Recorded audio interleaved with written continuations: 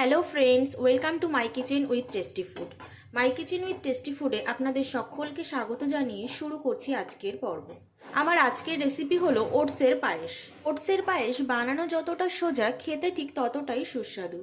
আর এটা বানাতে খুবই কম টাইম লাগে, মাত্র 5 থেকে 7 মিনিটের মধ্যেই ঝটপট সকালের ব্রেকফাস্ট তৈরি করে নিতে পারেন এই ওটসের পায়েসটা বানিয়ে। এবং এটা সকলের পক্ষে ভীষণই উপযোগী। বাচ্চা থেকে বয়স্ক সকলেই এই ওটসের পায়েসটাকে ব্রেকফাস্টে খেতে পারে। দেখুন, এখানে 4-5 রকমের ড্রাই ফ্রুটস নিয়ে নিয়েছি। এখানে আছে কাজু বাদাম কুচি, কিশমিশ কুচি, কাঠবাদাম কুচি, পেস্তা কুচি আর খেজুর কুচি।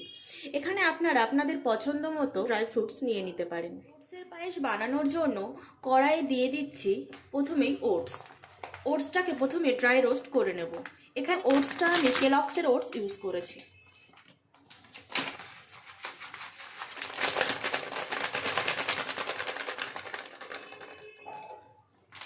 এখানে ওই 1 কাপ মতো ওটস দিয়ে দিয়েছি। এবারে ওটসটাকে হালকা ফ্রাই করে নেব।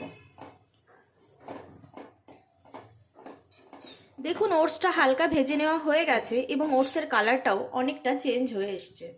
এবারে এই সময় দিয়ে দিচ্ছি আগে থেকে ফুটিয়ে নেওয়া 1.5 কাপ মতো দুধ।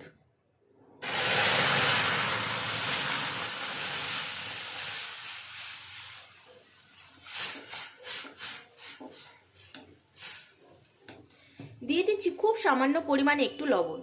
এবারে এটাকে মিডিয়াম ফ্লেমে ফুটতে দেব 4 থেকে 5 মিনিট মতো। ফিরে আসছি 4 থেকে 5 মিনিট পর। দেখুন, 2 থেকে 3 মিনিট মতো হয়ে গেছে। এই সময় দিয়ে দিচ্ছি কুচিয়ে নেওয়া কাঠবাদাম, দিয়ে দিচ্ছি কিশমিশ এবং কাজু,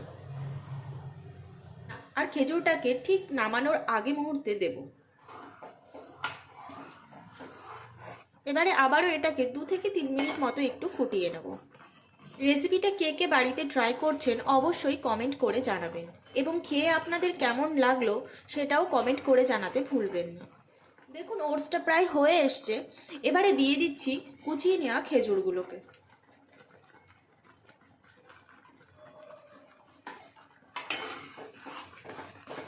এখানে আমি আর এক্সট্রা করে কোনো রকম মিষ্টি ইউজ করছি না।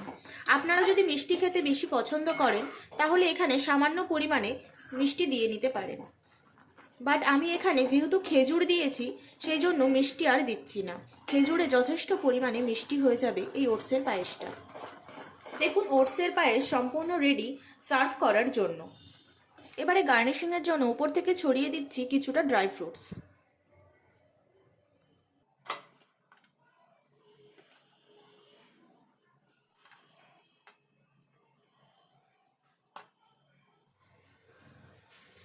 আপনারা যারা বেশি মিষ্টি খেতে পছন্দ করেন অথচ চিনি ইউজ করতে চাইছেন না, তারা এখানে অন্য পরিমাণে মধু ছড়িয়েও খেতে পারেন। তাতেও খেতে এটা ভীষণই ভালো লাগে। তাহলে আজকের মতো এই পর্যন্তই। আবারও দেখা হবে নতুন কোনো রেসিপি নিয়ে।